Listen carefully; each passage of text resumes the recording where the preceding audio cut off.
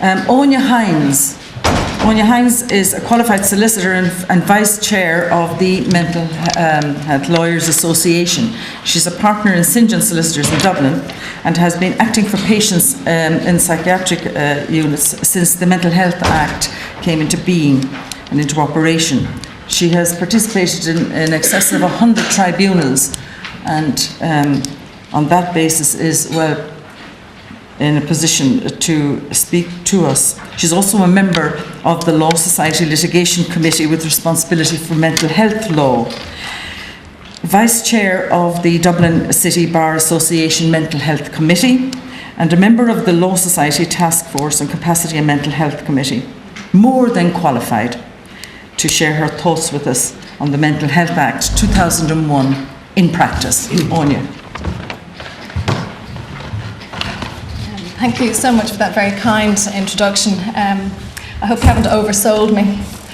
I hope to, I suppose, give you some idea of my experience acting for patients detained in psychiatric institutions. It's been a very challenging number of years. And I suppose we've encountered very many challenges in practice, and that's partly what I want to speak about today. But before I do that, I suppose I want to thank Darius Whelan again and the University of Cork for hosting this event today. I want to recognise the input of many experts. Patricia Rickard-Clark is here today, and we have to recognise the work that the Law Reform Commission has been doing in relation to vulnerable adults. We have to recognise the work of Amnesty. We have to recognise the voices that we hear today, John McCarthy. We have to recognise the National Service Users Executive and the Irish Advocacy Association, all of whom have helped us as lawyers throughout the last number of years to improve our practice and hopefully to improve ultimately the conditions, which is not something that we can deal with, but to improve ultimately the lot of patients who are detained in psychiatric institutions. But just to remind us of where we were, Darius, sorry, how do I get to the next slide? This one. Oh, right. I once broke the entire computer system in the Law Society. I hope I'm not going to do it here in Cork. Click them left one each time. Click the left one each time. Okay. Left one each time. You stay here. Okay. So, pre-November 2006, what we had were the Mental Treatment Acts. And under the Mental Treatment Act, we had no right to review. There was no automatic entitlement to legal representations, no automatic right to review. We had the proposed legislation, the Health Mental Services Act 1981, and this did try to bring us into compliance with the European Convention on Human Rights, but it never came into operation. I mention this act today because I'm conscious of the mental capacity bill that we now have, and I do hope that we see this legislation coming into place very quickly, that we don't have such a long wait. Next. Left, Just the difficulties with the 45 Act were mentioned in RT versus the Director of Central Mental Hospital in 1995 by Mr. Justice Costello. He said that the best is the enemy of the good. The 1981 reforms, which would have remedied the defects, were not brought into force because more thorough reforms were being considered. So this is why the 1981 Act did not come into place. And he said that the prolonged search for excellence, extending now for over 14 years, has had the most serious consequences for the applicant. And in one of the first and most significant cases arising under the new Act, around the time that the new Act came into force in 2006, was the judgment of Mr. Justice Clark in H versus Russell and others. This was a case involving a patient detained in Cavan Hospital. And he acknowledged the difficulties for medical personnel dealing with the inadequacies of the 1945 Act. And he acknowledged the difficulties for the hospital personnel, and he said that they were required to operate within a wholly unsatisfactory statutory framework. He said it forced those within the system to operate for far too long on the basis of a system which was manifestly not fit for the purpose. And on one day up in the Central Mental Hospital, I had 3 cases which involved the transition of patients under the 1945 legislation under the 2001 Act. In all 3 cases, they were unlawfully detained under the 1945 Act, which ultimately necessitated 3 habeas corpus applications to court. They were 3 patients that I dealt with on one day. I know that was because the defect there was that there were temporary orders being used under the old legislation, and these were rolling orders. And ultimately, the judgment of Mr. Justice Clarke said that that was wrong, it was unlawful. But that was the system in which the practitioners had to operate. But the consequence of that was that there were probably hundreds of people in Ireland unlawfully detained, but nobody knew about it because there were no lawyers automatically appointed. That's a Freudian slip. We may end up getting detained yet. And so just to bring us back to Article 5 of the European Convention on Human Rights. Everybody has the right to liberty and security of person, and no one shall be deprived of his liberty save in accordance with the procedure prescribed by law. And I shouldn't have to say why it's important, but I suppose recent case law makes you wonder whether the procedures matter really at all. And I believe that the procedures do matter. I deal with the people who are detained under the process, and the procedures do matter to those persons who are detained. Most of my clients are detained involuntarily. In fact, obviously, all of my clients are detained involuntarily. That means they don't want to be there. And they want to question the process and the procedures that brought them there, and they have the right to do that. And this is a quote from Professor Anselm Eldergill: "The best is the enemy of the good." Patients are individuals, no more and no less than any other individual. They are members of the public, citizens, people whose needs and interests the government exists to serve. They are equal to all of us, and particularly vulnerable people should have procedures carefully and lawfully applied to them. And moving on then, why the review process happens. This arises under Section 5.4. Ultimately, the 2001 Act brought in a process where you have regular right to review, and this arises under Section 5.4. Everyone who is deprived of his liberty by arrest or detention shall be entitled to take proceedings by which the lawfulness of his detention shall be decided speedily by a court, and his release ordered if the detention is not lawful. And in the case X versus the United Kingdom, 1981, it was held by virtue of Article 5.4 that a person of unsound mind who is compulsorily detained in a psychiatric institution for an indefinite or lengthy period is in principle entitled to take proceedings at reasonable intervals before a court for the determination of the lawfulness of his detention. So now the 2001 Act gives us regular reviews. The first review happens within 21 days of the detention, the second review happens within 3 months of the detention, and the third one within 6 months, etc., etc. And this is really, I suppose, the reason why the 2001 Act came into being. It was the Croke v. Ireland case. And in our Supreme Court, they found that the mental treatment legislation, the old legislation, was sufficient to meet the requirements of Article 5, even though there was no automatic right to review. They found that Article 5 was complied with because of the requirements imposed on the people detaining patients not to act arbitrarily, because we had a habeas corpus remedy, and because we had an inspector of mental hospitals.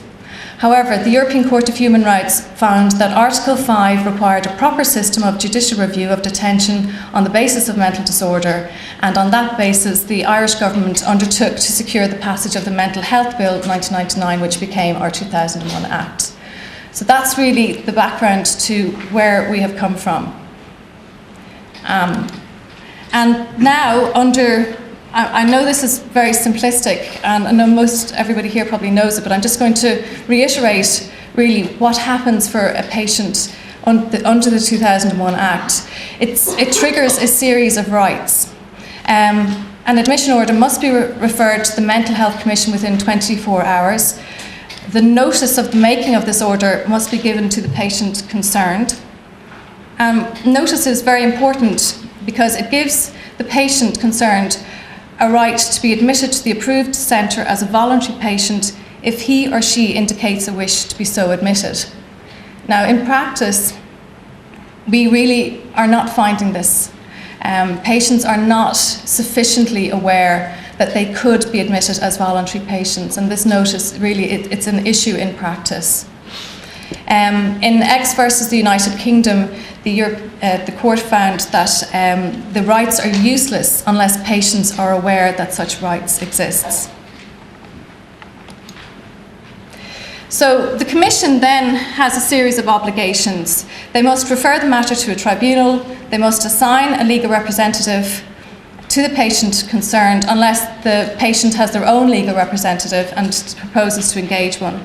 And they must direct a report to be conducted by an independent consultant psychiatrist, which Darius mentioned earlier. The tribunal hearing itself, it's a very limited forum and a very limited mechanism. But it does comply with Article 5, but essentially under Section 18, the tribunal, which is comprised of 3 members, a chairperson who's a legal person, a psychiatrist, and a lay person.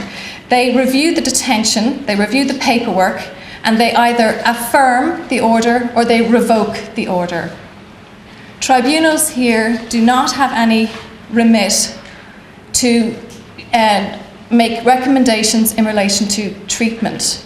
Now, in practice, what we're finding is that our clients are mainly concerned ultimately with their long-term treatment, and there really is nothing that, at least our tribunals are telling us, that there's nothing they can do in relation to the treatment or treatment recommendations. So this is a real gap in our legislation that needs to be met, or we need to challenge the parameters of our legislation, or we need to take cases that fall outside the 2001 Act, and there certainly have been some cases whereby we have taken judicial review proceedings on behalf of patients who have been concerned as to their treatment and their conditions. And in several instances, we have been successful in having patients, with the help of their family, helping them take the case. We've had patients who have been taken from very inappropriate treatment centres to more appropriate treatment centres and more appropriate forms of treatment. But they do not fall within the remit of the Act, and I think that maybe the UK legislation deals with, the UK legislation allows tribunals to make recommendations in relation to treatment, and we need to consider that. Now, one of the very difficult areas in practice for us is that a tribunal has the ability to excuse defects on the face of an order or on the face of a detention. They can excuse procedural defects. This has led to a lot of the legislation that has come out of the 2001 Act. And there may be some arguments that if you have a piece of legislation which provides for a particular process, and that particular process is not complied with, but we have the ability within the legislation to say, oh, that's okay, we can excuse it. Well, is that convention compliant in of itself? Some commentators would query the ability within Section 18 to excuse the procedural defects. Certainly in the UK, their legislation doesn't match. If you have procedural defects in a UK position, then basically the tribunal has no jurisdiction to hear the case at all. So, one of the greatest difficulties that we found in practice was that there's a very limited appeal mechanism for patients. I suppose at the outset I have to frame it that you have to take this in the context that our clients usually are instructing us to please do everything you can to get our detention revoked. If there are any procedural defects, please try and have my detention uplifted. However, I suppose I should also say that I will come on to best interests and the discussion of medical best interests later, probably. I'll just confine myself to this for the moment. But the appeal mechanism arises under Section 19 of the Act, and the only ground of appeal is that the patient is not suffering from a mental disorder. And a person cannot appeal the reasons for the decision, and by the time that we get to the circuit court with these proceedings, the proceedings are often moot because there's a new order has been made, because an admission order will only last for 21 days. So ultimately what this led to was quite a large amount of habeas corpus proceedings being used as a method of reviewing the decisions of a tribunal. Because essentially the judicial review mechanism would take far too long. As Darius said, you could be 2 years waiting to get out if you were going to rely on a judicial review procedure. So it's not sufficiently speedy mechanism. And it has been recognised by our Supreme Court that decisions of tribunals can and are open to review.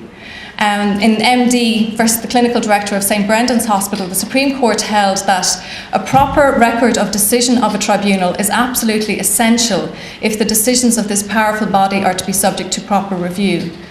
So it isn't just about appealing the mental health or appealing on the grounds if somebody is or not suffering from a mental disorder. There has to be a mechanism to see whether the tribunals are doing their jobs properly and within the confines of the law. So many tribunal decisions have been overturned by the High Court on Article 40 applications. And as I mentioned before, the leeway within Section 18 of the 2000 Act gives rise to ambiguity, because it says that if the provisions have not been complied with, the tribunal can nonetheless affirm the order if the failure to comply with those provisions does not affect the substance of the order and does not cause an injustice. So on those grounds they can excuse procedural defects. But what is substance and what is injustice has been a matter of debate. And the High Court has commented on some occasions on what is necessary in terms of, what is injustice and what is going to the substance of the order. And in JB versus the director of Central Mental Hospital and another, it was Mr. Justice McMenamin said that the jurisdiction of the superior courts to ensure that rights of patients are protected and safeguarded by way of an inquiry under Article 44. He said that one could not argue or disagree with the views of Mr. Justice O'Neill in WQ that the best interests of a person suffering from a mental disorder are secured by a faithful observance of and compliance with the statutory safeguards put into the Act of 2001 by the Oireachtas. Only those failures of compliance which are of an insubstantial nature and do not cause injustice can be excused by a tribunal. I just have set out the Article 40 mechanism there. I'm not proposing to go through it. But I've been at tribunals where one particular failure, which comes up again and again, is a failure in the recommendation process. In order to get to hospital, to be detained, a recommendation has to be made by a doctor. And that recommendation has to be made following an examination as to the mood, content and thought of the person concerned. In many instances, my clients tell me I have not been examined by a doctor. A lawful recommendation was not made. I haven't been examined by a doctor. And in some instances, on examination, there hasn't been what you might consider a sufficient examination by a doctor. In some cases, I've had patients who've been examined across a park. I've examined across One patient of mine was examined by a doctor when the doctor was driving past him and they waved at each other. And the doctor gave evidence that that was his examination as to the mood, content and thought of my client. In that particular case, I don't know, but in that particular case, the tribunal did revoke the order on the basis that the recommendation leading to the order was not sufficient. But in another case, which was very similar, and again, my client was observed over, I think, a distance of 20 or 30 yards. That tribunal decided that that was a sufficient examination to satisfy the legislation. And I really think that these are areas, I suppose, of concern.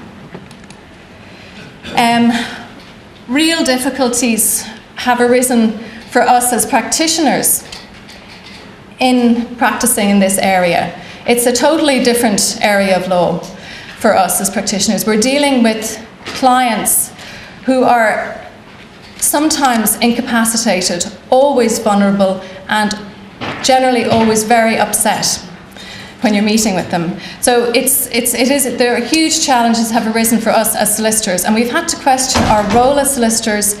The reason I suppose I've become so involved with Law Society and with Task Force, and questioning, I suppose, my duties and my role as a solicitor to clients who are detained.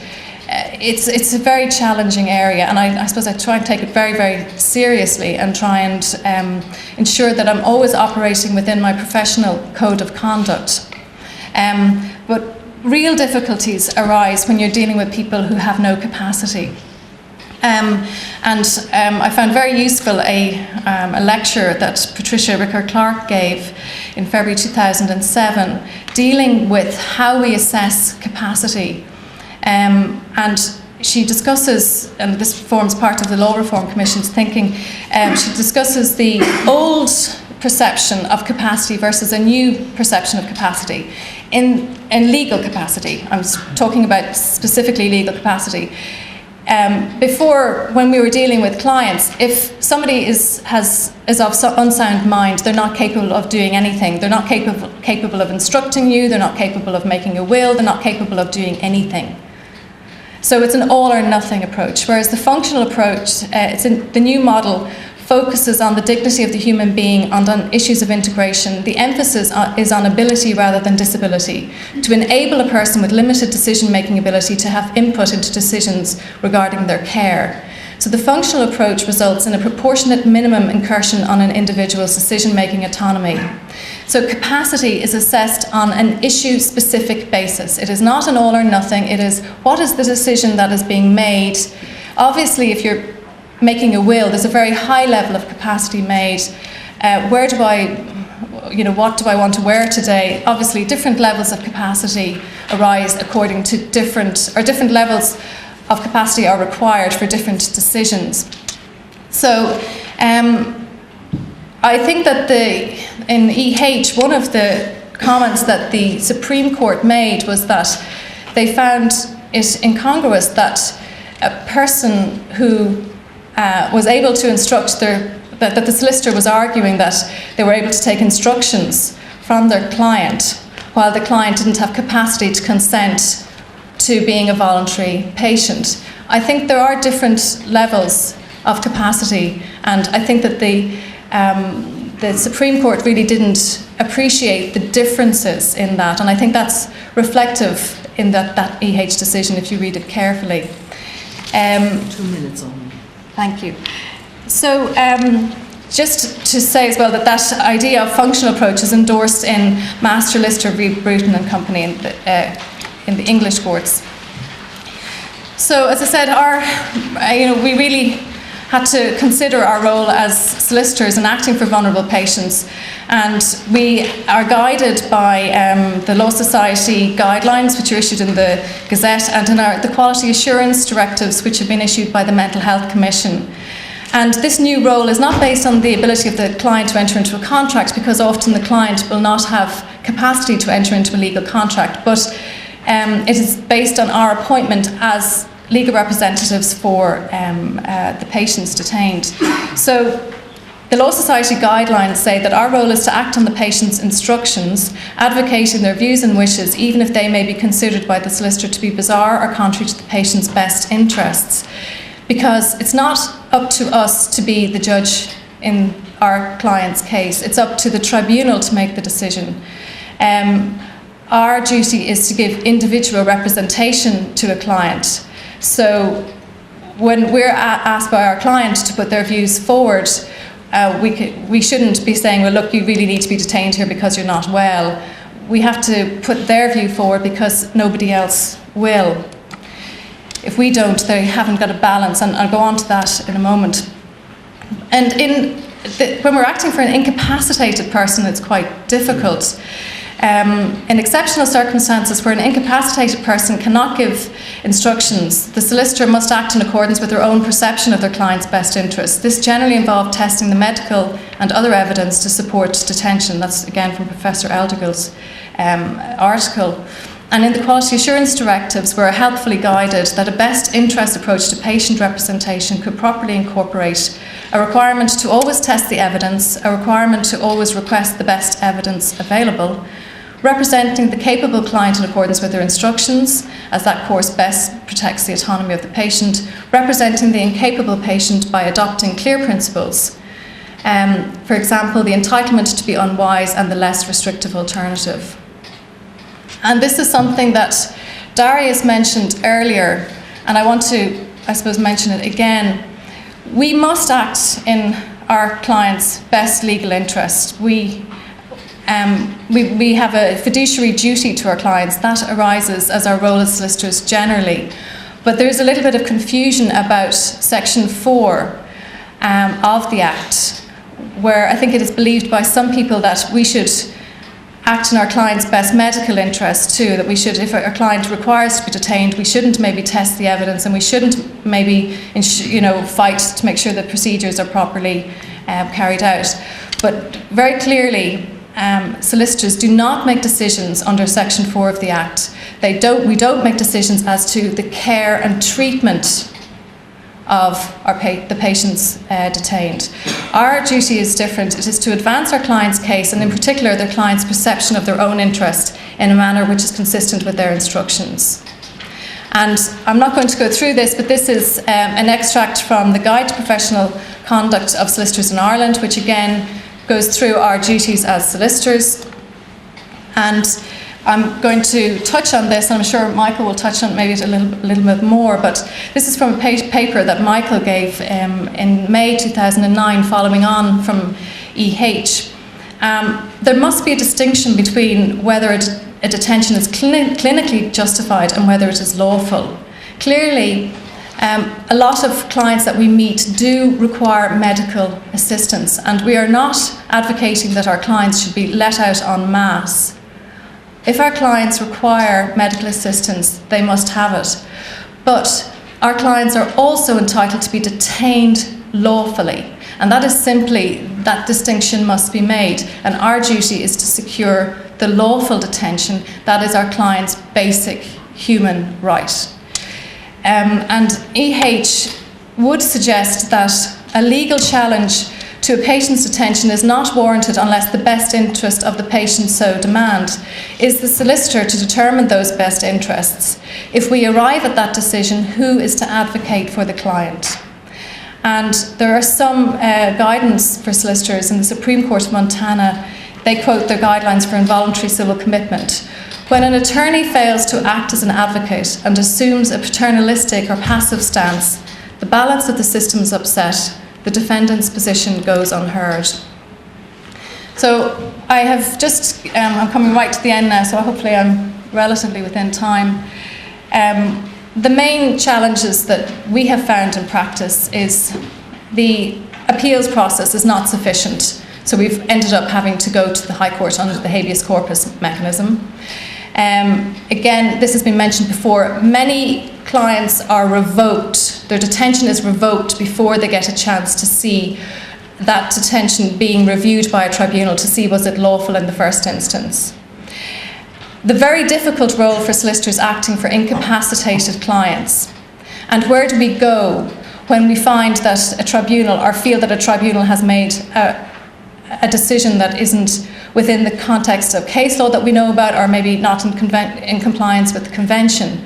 When we have an incapacitated client at tribunal stage and we feel that the tribunal has made a wrong decision, where do we go? How do we represent that client who cannot give us instructions? And that happened in one of the central mental hospital cases that I mentioned earlier. And I went to the family members, and it was a very, very difficult decision to make. Do I take a habeas corpus when I don't have instructions from this incapacitated client? They are unlawfully detained. I know they're unlawfully detained. Where do I go? And ultimately, we become aware of clients through our involvement with them in the tribunal system. If the tribunal system doesn't work, then our duty very likely extends to having to take that one step further. In that particular case, the High Court held that the person was unlawfully detained and had been unlawfully detained. And ultimately, that particular case, I was working with the family on that case, and that particular case had a very happy outcome insofar as the person had been detained for almost 20 years in the Central Mental Hospital because of the habeas corpus proceedings. They found an alternative placement for that particular client in the community. And again, that comes back to what Mary was speaking of earlier. I mean, I've got a very narrow focus, but the focus must be much broader. It must be on the rights of people with disabilities to be treated in a different environment if needs be. So capacity legislation would have helped me in that particular situation because a guardian could have been appointed, and a guardian could have helped make decisions about what kind of legal process should be followed. So capacity legislation for us as solicitors is also urgently required, clearly, obviously, much more important for patients. And then we have the genuine nature of voluntary detention and capacity of patients who are long-term detained. Well, I say the word detained because many of these voluntary patients are locked in wards. Do these people without capacity have the capacity to consent to treatment? Probably not. So there's huge and serious concerns for psychiatrists dealing with those patients. And again, the limitation on the remit of the tribunals means that tribunals don't deal with treatment, and therefore those concerns are not addressed by the 2001 Act. So this is the 2001 Act now. I feel that it has had a very significant impact. We're here today. There are so many people here who are now thinking about mental health law and thinking about the rights of people who are detained, thinking about other options for patients.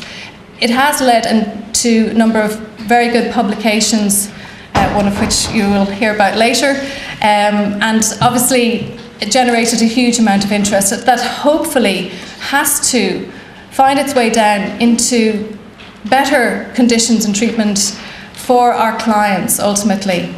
And the most vulnerable members of our society do have an automatic right now to representation and to have the lawfulness of their detention reviewed by an independent body. So one particular patient, a client of mine who hadn't been reviewed for 40 years, had his first review back in, I think it was 2000, it was early 2007, and it was astonishing that he hadn't had a review, I suppose, in 40 years. But the first thing he said to his psychiatrist was, have you ever cured anybody in your 40 years? With me, you haven't cured me, obviously, I'm still here. So it was an opportunity for his voice to be heard, but there was a real damage there to the therapeutic relationship. The doctor did have difficulties with being challenged, and that has been difficult, and we have to manage that carefully within a tribunal setting ourselves as solicitors. And there's a lot of argument about, don't be adversarial. I think we really need to be careful in tribunal settings and to be very, I suppose, really not aggressive, I think is probably a better word. We need to be very attuned to our clients' mental health and the difficulty of the process for them. So that's just something that we can do to help the therapeutic relationship, to keep the environment as calm as possible. and how we deal with our questioning of doctors can be done in a considerate way without in any way compromising our client's position.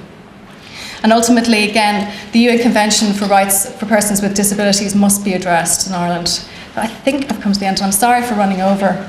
Okay, thank you very much.